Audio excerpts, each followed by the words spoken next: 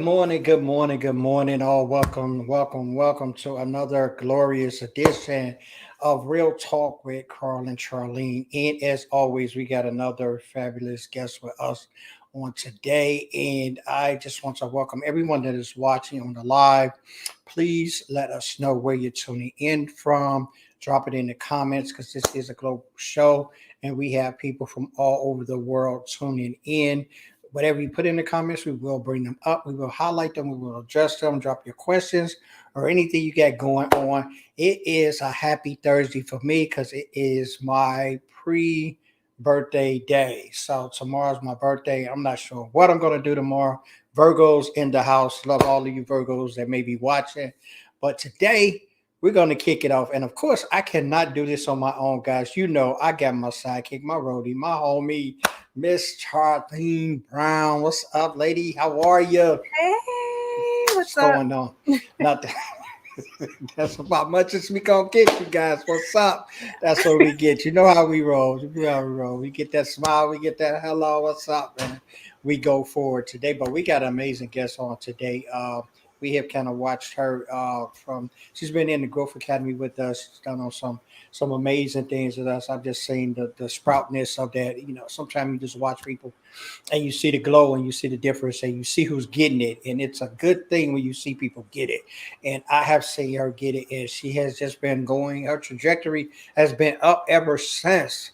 But she's going to join us today because she wants to tell us how we're going to level up our career game. We bring facts to you today.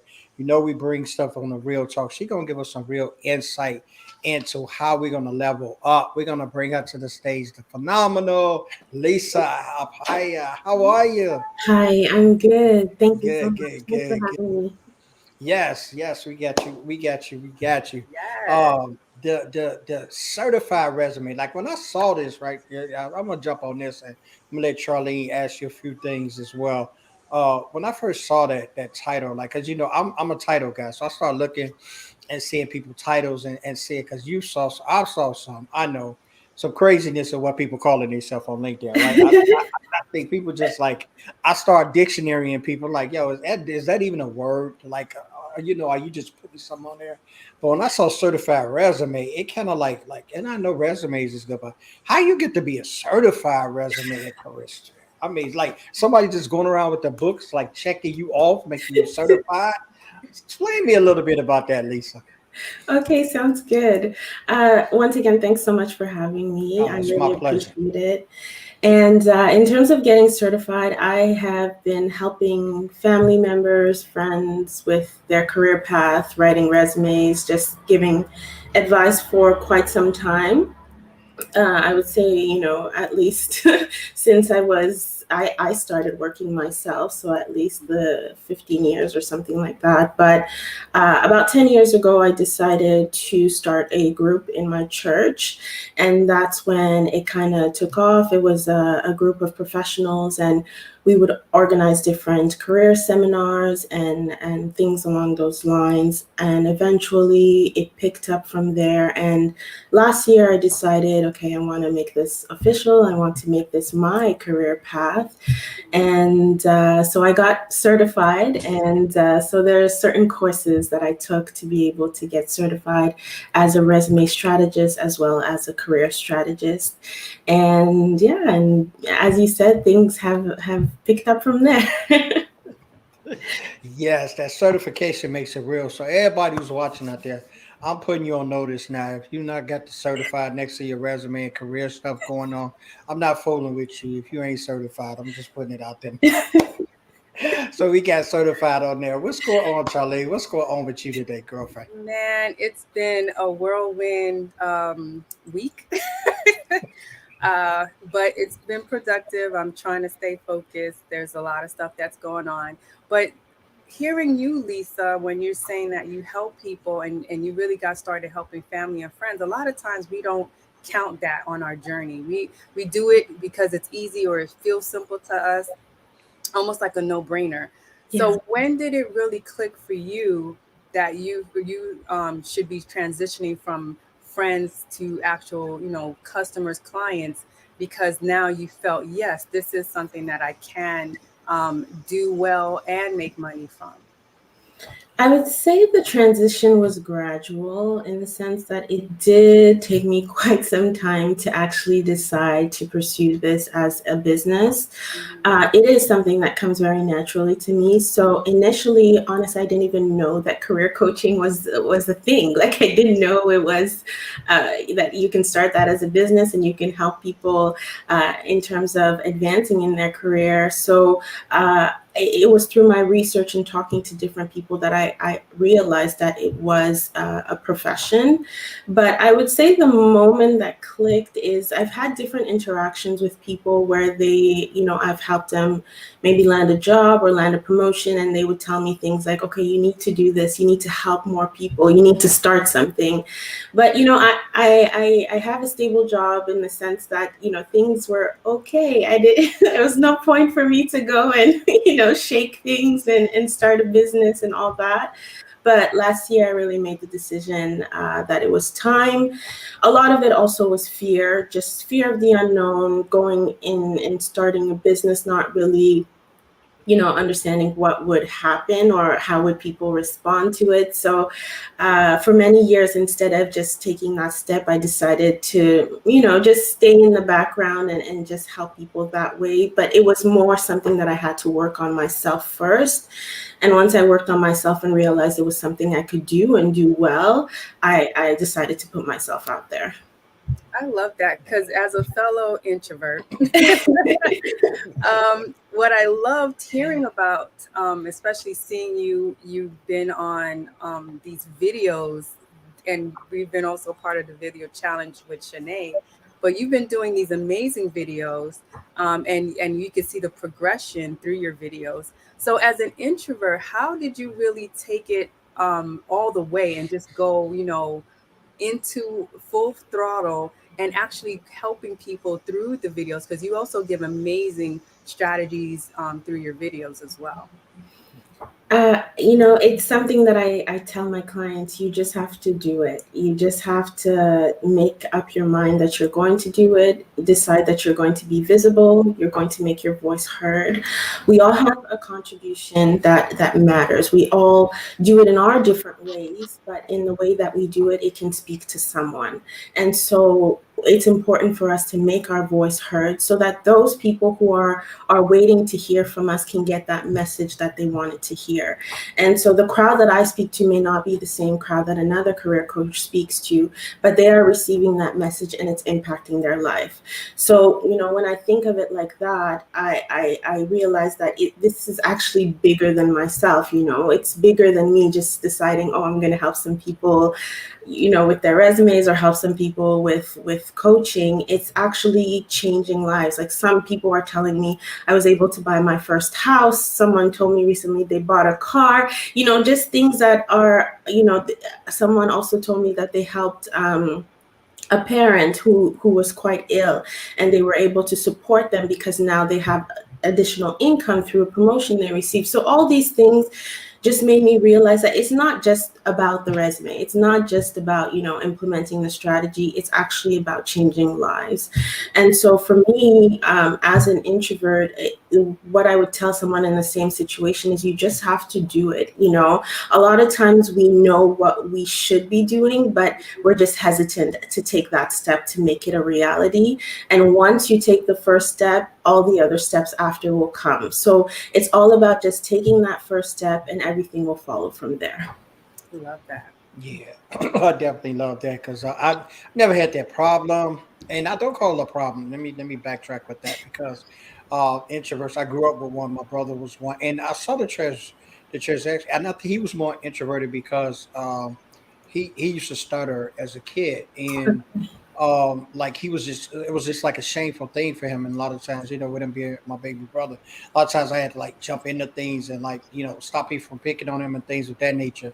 So it kind of weighed on him. But you as a kid, you never really know how the process of that plays out, and a lot of things that he was kind of like me seeing him grow from how he went.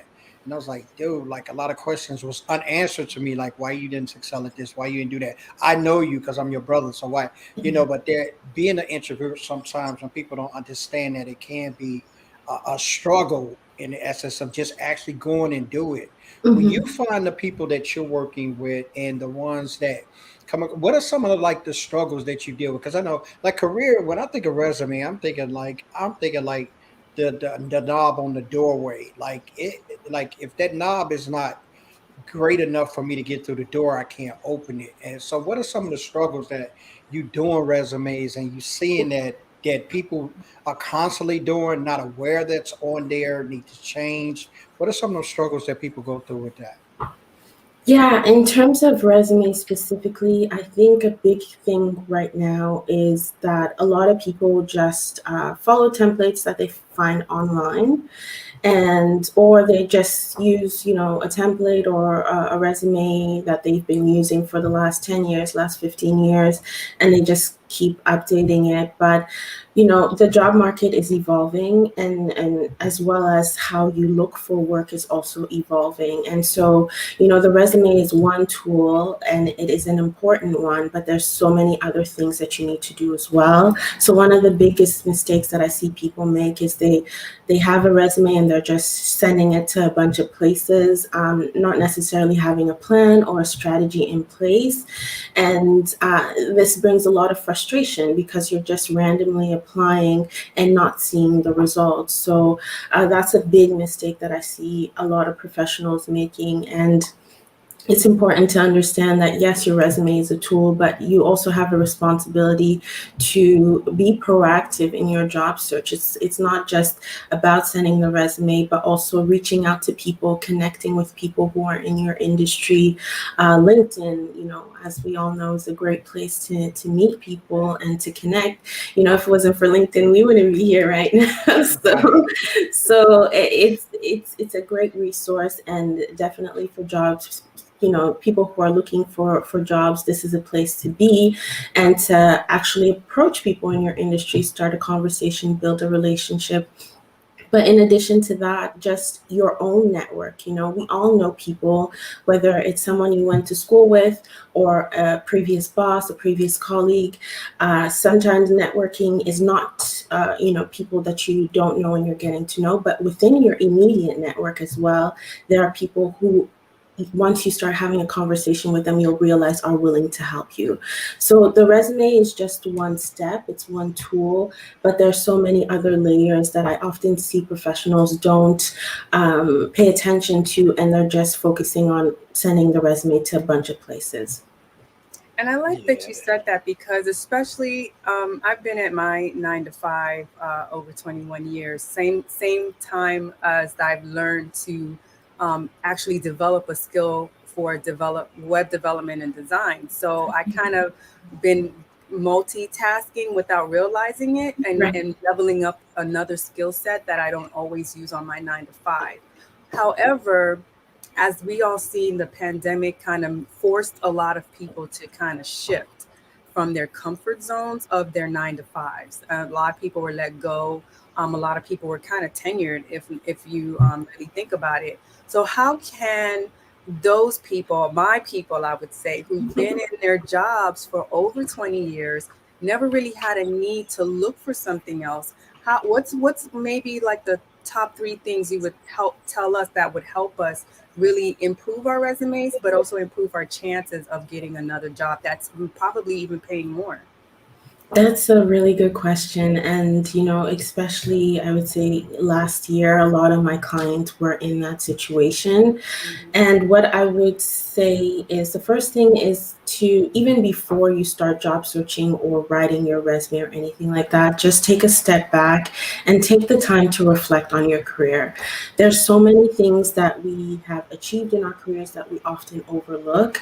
So what I often recommend to my clients is just take the time to write down some stories of things that they've accomplished in their career, and writing maybe 10, 15 different instances where you were proud of something that you did, or you went above and beyond to do something, or you got an award, something you got recognition for. Just these success stories, write them down.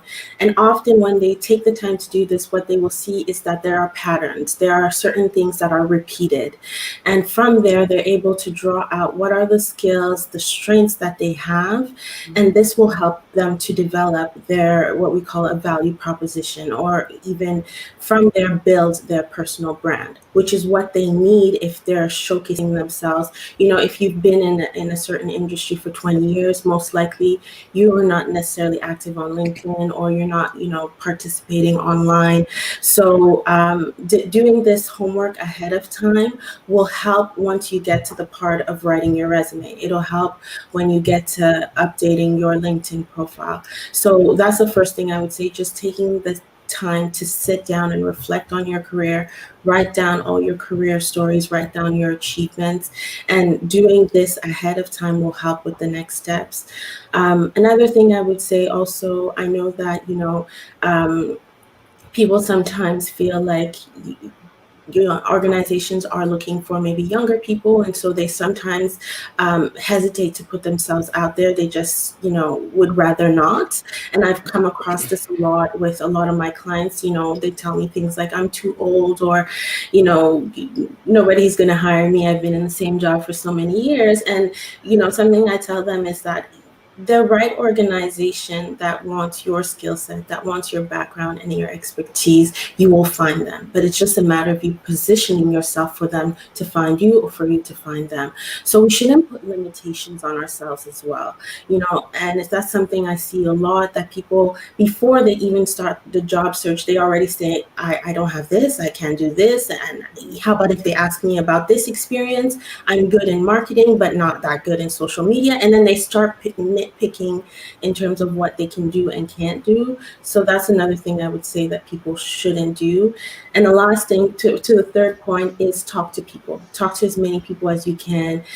Reach out to your network, and keep letting people know where you're at in your career. And sometimes it just takes that one person that's like, oh yeah, I heard something, somebody's looking for a job here, and they can connect you to that. So just keep talking to people. Awesome. Yeah, because I've been getting offers. I got an offer to apply to a 6-figure position, but the caveat for me was they wanted me to move, and I'm like, not for something I'm not too sure about. Let me feel this out a little bit. So for people who they want to make that jump, they want to make that move, how can you really tell them? Because I know something else too, to kind of layer into this question. A lot of us were using LinkedIn wrong. Yeah. Like our second, or I think about 99%. We were using it. I can't find anybody. I'm sure somebody may have, close to whoever produced this was probably using it right. But I can say 99% of the people that had a LinkedIn account, they was not using it correctly at all. Right. So a lot of us were using it like the professional Facebook, where, hey, I know you, let's connect, let's do this. And a lot of times you end up connecting with bosses, other VIPs, or VPs, things like that. So now when you're saying to yourself, all right, let me see what's out here. Let me use these new things that LinkedIn will start to create for us, like the badges saying that you're looking for work or stuff like that. A lot of us can't do that because we're connected to certain people. So how do we really make those moves and maneuver to say, hey guys, I'm looking, but you guys don't pay no mind to this. I just want to feel what's out here. So how can they confidently go out there, put their best foot forward without alerting their superiors that, oh, somebody might be jumping ship? Yeah, and that's a question I get asked a lot. Well, I would say that LinkedIn has also changed in the sense that now you can turn off like the settings in terms of your notifications, so people won't get notified that you've updated your profile or anything like that. I know that was a big concern a couple of years ago, because you make one edit to your profile and it tells your whole network. The whole network knows, right? You get a whole bunch of congratulations on your new job. I just updated it. And I had to find that out the hard way. I didn't know. When I started my company and I put that in, I forgot about the settings because I wasn't using LinkedIn like that. I had about 1,400 congratulations messages. I was like, oh snap, I didn't change. Yeah, that happens a lot. And it's one of the reasons I would say I feel like a lot of professionals stayed away from updating their profile because they didn't want everybody to know. You don't want your boss to be like, wait, you like, why are you updating your profile? Like, are you going somewhere? So yeah, the settings are very important right now. Just pay attention to that. You can turn off the notifications, and you can update your profile. At the end of the day, it is your personal profile. You are not tied to one company. You're not tied to one employer. So with that in mind, it's actually sometimes a benefit also to the organization that you work for you to update your profile. Because if you're updating your profile, you're active on LinkedIn, people are going to go to your profile and see, oh, they work here, and they may visit the organization's page. So, just thinking of it as an employer, this is actually visibility for you in terms of, using your employees' branding or using their own personal platforms to increase yours. And that's often what I tell employers who are hesitant about their employees being on LinkedIn, is that you have to look at it more strategically. This is exposure for you. Your employees have a huge network that you may not be able to access. Let's say you're hiring for a role, you can leverage your employees' network for that.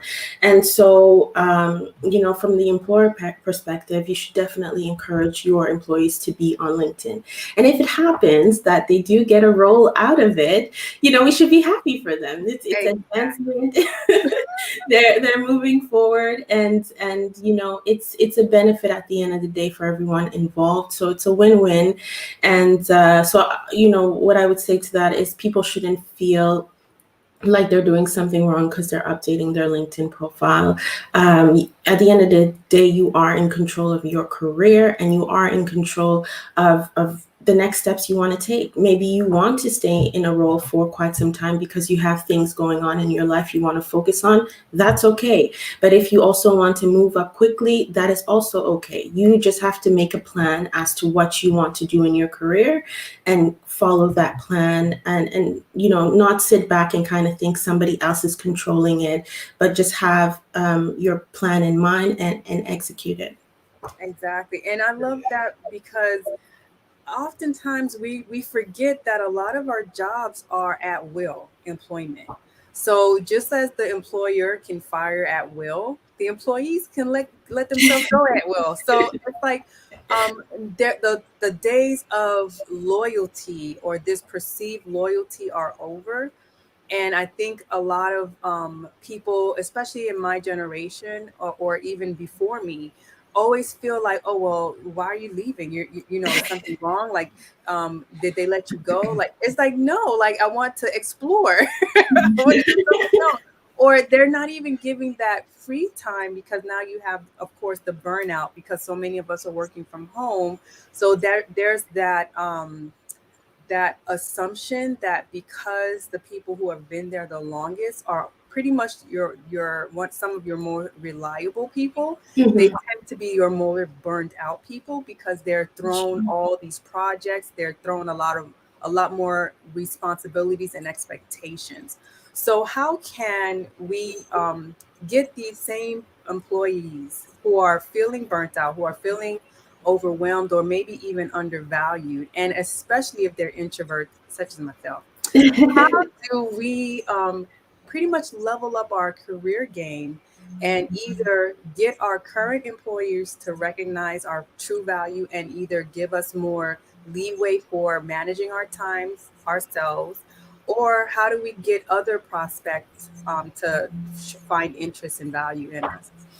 Yeah, what I would say to that is, if your environment is not changing, then you need to change your environment, because at the end of the day, you need to do what is best for you. You need to do what is going to help you, help your family, help you become the best version of yourself. And staying in a workplace that is either toxic, or, that you're not being able to present your best self every day is not good to your mental health.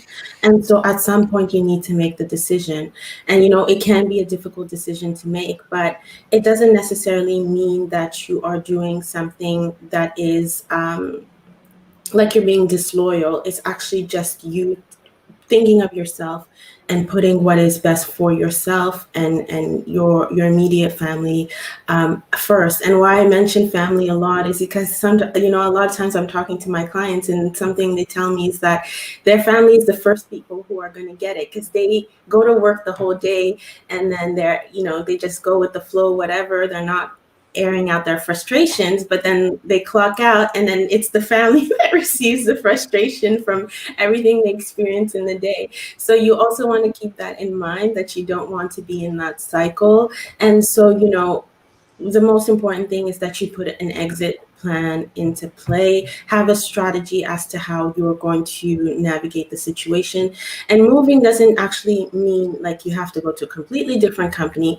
Maybe sometimes within the company, there's a better group, like a different division that you can move to.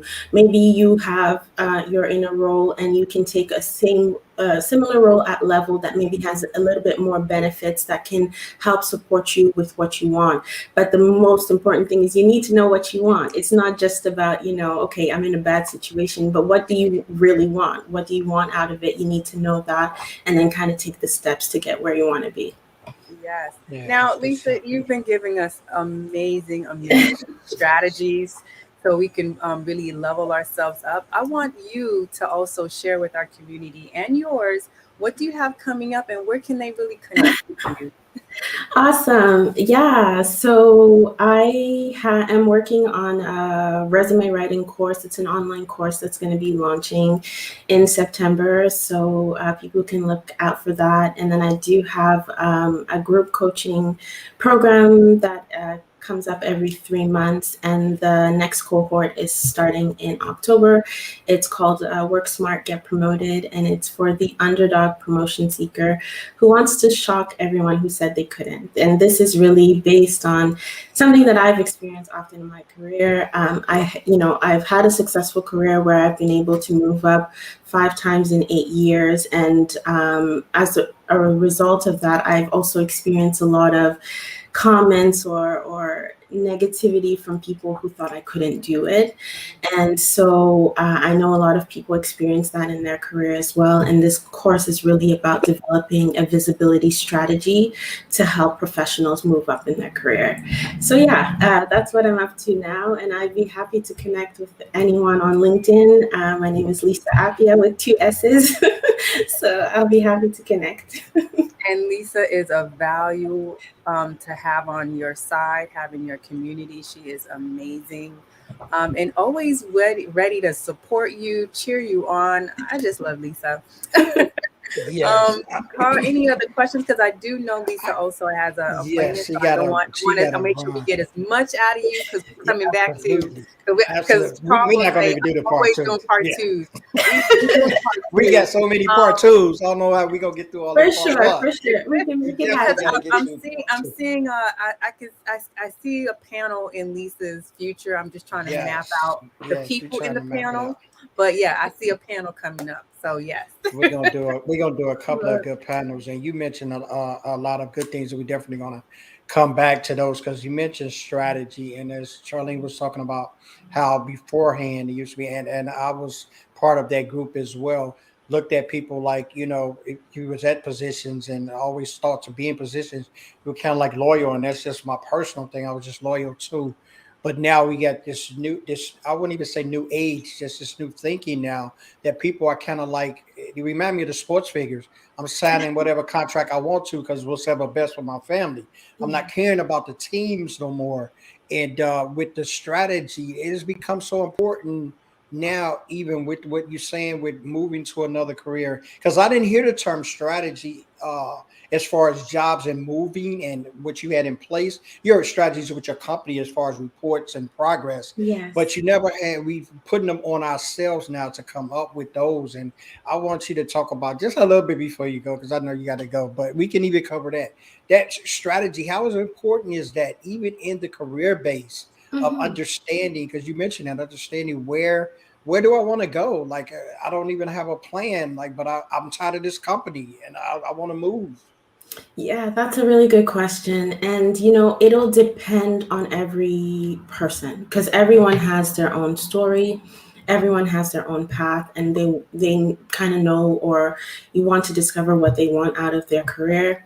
So in terms of building a strategy, it's more you focusing on where you want to go, knowing where you want to go. So whether it's a promotion, you want to make a career change, identifying what that final destination is, and then looking at where you are right now and establishing what you need to do to get where you want to be. So there's different ways of doing it. Let's say, for example, you are aiming for a promotion. Something that you can do is that you can look at job posters that are a couple of levels above where you are, and then you can start to identify what are the skills, what are the qualifications that you need to get to that level, and start putting a plan into place now. It's not when you want the promotion that you're going to start figuring out how do I get it. It's when in your current role now, starting to know that, okay, they're looking, the next step, they're looking for someone who has 3 years of experience in this. And so I only have one. So now I'm going to look for projects, or I'm going to look for opportunities within what I'm currently doing. Or if it's not part of my current scope of work, I'm going to look for volunteering opportunities or whatever that's going to help me get those number of years of experiences to get where I want to be. Or let's say maybe they're looking for a certain skill set that you don't have that takes you to the next level. You can start putting a plan into place right now to get where you want to be. And that's how you start thinking of your career more strategically. It's not really about where you are right now. It's about where you want to be. If you know that you want to make a career change, understanding what are the requirements for that industry. You need to actually do your research, understand what the industry requirements are. You can have maybe a list of companies that you're targeting. So let's say you're targeting 10 to 15 companies. Write down those companies, write down the specific job titles that you're targeting, and then, start making connections with the people who are working in that company that are aligned with the job title that you're looking for. So these are some of the ways that people can start thinking of their career more strategically, not just, waiting to see what happened. You're working hard, so you're like, oh, my boss is going to give me a promotion or something like that. Start putting things into place now to get you where you want to be. And then as you're doing that, let people know. It's not just you're creating your strategy and you're doing it all by yourself in your corner. Tell people, this is what I'm doing. Tell people on LinkedIn, I just, made this move in my career. I'm now working on this project. Let your boss know regularly when you're having those performance review conversations. Let them know, like, hey, in the last 6 months, this is what I've been doing.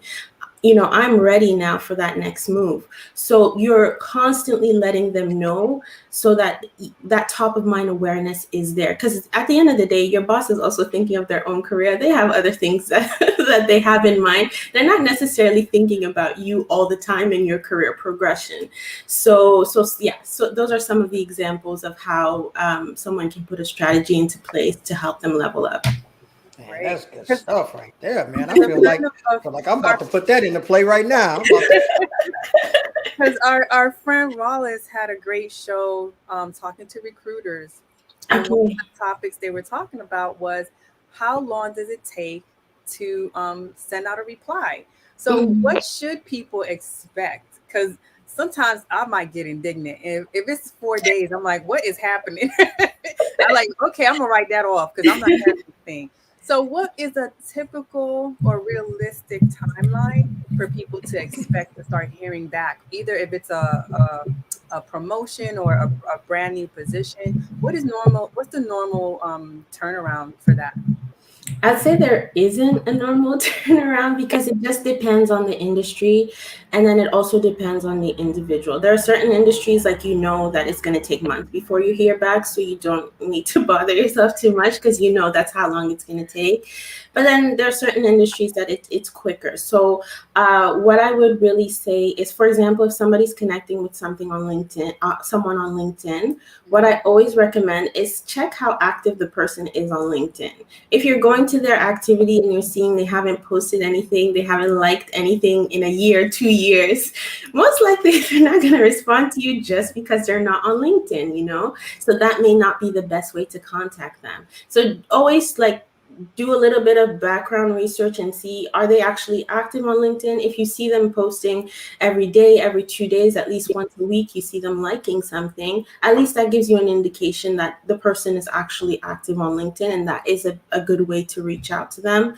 But, in terms of applying for an opportunity and when they get back to you, that is something that you can ask at the end of the interview. What are the next steps? When should I expect to hear back? And that can sometimes give you an indication of how long it's going to take. But you can definitely follow up. That's something that you can definitely do. If it's been some time, you can follow up to find out what's going on. So, what are some of the common myths in resume land? Because I know, because before we had to get that special paper, Yeah, resume hope that paper. nobody else printed at that time, and Yeah. then print your resumes out. But because of technology, a lot of things are changing. One, are paper resumes even required? What's the typical layout? And of course, do we still need a business card? What are some of those myths that normally are in your industry that you have to fight? Sure. Paper resume, it's not dead in the sense that there are there are certain places that they may require a paper resume. I would say it's extremely rare, but it can happen. It can happen, especially depending on like the level you're applying for. Sometimes they may ask for it, so it's not completely dead, but very close to it. Most of the things, as you said, are happening online right now. So most of the time you're sending your application online or you're sending it by email. Some of the myths regarding resumes, I would say that's a good one. I think the one-page resume is a big myth that a lot of people have. Um, your resume doesn't need to be a page. There are certain industries, like sometimes in the tech industry, there are certain companies that require a one page. But what I would say is make sure you understand your industry and make sure you also read the job poster. Your resume doesn't need to be one page. You don't need to stuff everything into one page, especially if you're a professional that has several years of experience. You can extend it to 2 pages, a page and a half. The most important thing you always want to keep in mind is keep the information relevant. If it's relevant to the target, if it's relevant to what the employer is looking for, include it. And so, there's the other extreme as well, where people have resumes that are like 4, 5, 6 pages, and it's just like a lot of stuff that you don't need. You need to take the time to see what is actually important and relevant and narrow it down to maybe like the last 10 to 15 years of experience, and look at it more from that angle, as opposed to thinking it's one page, I'm going to stuff everything in one page. Or the other extreme is like, oh, my resume is like 6 pages long. So you have to find that balance. People still got resume books in all of those pages. Lisa, it is. I know you got to go. It has been such a pleasure chatting with you and learning. I mean, like I just felt like I've learned so much in like about 40 minutes, man. And Yes. that I've known from a long time, even long as I've been in the work world. Like you told me some things that I never gave 2 seconds thought about. To be honest. And my strategy for moving up in my company was like to go after the person's job I wanted. So I just was going. Okay. I just was gonna do more. I'm serious. I didn't have no like. I didn't like go to my bosses with no look. This is what I'm doing. Like I went if they had a project that I liked, I kind of like fought my way into that project. Kind of like took it over and outshined them. Like I did those things like that because I was like systematic. I was kind of like that's that army thinking. I was kind of like I know I get in, engage, do my thing. But yes, you gave us some technical things of which a lot of people I can tell you from a shadow of doubt, of talking to a lot of people, they didn't know those kind of insights of what you've given us today. They had no idea, like in those plans and those steps, because a lot of us short time, like we don't have steps. I'm just gonna be honest. We Yeah. really don't. Like we really we say we put together. Of course, we know what we're doing. We've done the job. We're Mhm. educated to the fact. But when it comes to like putting things together and plans and steps and being like a lot of adults we just don't have it. I don't know what it is. I'm not ashamed to say it. It's a growing thing because Charlene has started me with those. strategies, boy. I'm telling you, I found out what that word meant big time. If I'm learning nothing else from the pandemic, I've learned strategy. Oh my God. I got away from, I said, yeah, I took this step. No, it's a strategy. So I'm strategy educated now. Thank you. Thank you. Awesome. Yeah. Great having you all, Lissa. Charlene, you got anything to carry us out? No, I'm just thankful for everybody for joining us again for another amazing Yes. show. If you Yes. want to be featured, please hit us up. We will drop the link so you too can be featured and spotlighted. My fifth, I think, episode of my podcast, Transform Clicks to Profit, dropped today. So go listen if you want to know the difference between a website designer, developer, and an architect. Nice. Listen so you can really get into it, understand who to hire, and you can be in a better position rather than frustrated. Yes, because I definitely got to put that out too. The frustration. I always got to get Charlene her props. You know what I'm saying? She got my website looking good. I've dropped the application in there for anybody that want to join, but go check her out. She got a lot of things going on. Lisa has been amazing. Her LinkedIn is on the bottom. Please check in with her. Like she has some awesomeness, and just not only that, you're gonna get educated. Yeah, I mean, if you sit down with the strategy with her, I mean, you're going to know things that you did not know before. They're taken from me. I'm going to tell you, yes, agree with Yeah. me, agree with us. Real talk. That's what we do. And That's who soak in we her are. videos. Soak in her videos. Yes, man, soak them in. See Soak the them curl, in. especially when she got the curls out. I'm like, oh Yeah, when she is like bossing it. Like that's that like pay attention, homie. I got you. yes. You gotta pay attention to that. You gotta pay attention to that. These are our vibes. This is what we do. This is who we are. Real talk with Carl and Charlene. My amazing guest Lissa on today. Charlene, you want to take us out? Yes. So, guys, you know what it is. Next week, Tuesday, we got another fabulous show coming to you. We are working on our website. We got the URL. So, that's coming soon. Things are happening. Things are happening. So, Yes. everything is going to start shifting over to the new website. But once that is up, we're going to let you guys know. But as always, thank you for being here with us. Real talk where real recognizes real. Talk to you guys later. Absolutely. And later, see ya. Don't want to be ya. Well, maybe not today, but we will want to be you. We want you back, guys. You know how we do. We love to have fun. Deuces. We got 1 minute, Carl. We got, yo, we like to have fun. We like to do it, y'all. We see y'all next week. No, make sure y'all come back. Now, don't listen to Charlene. Y'all come back.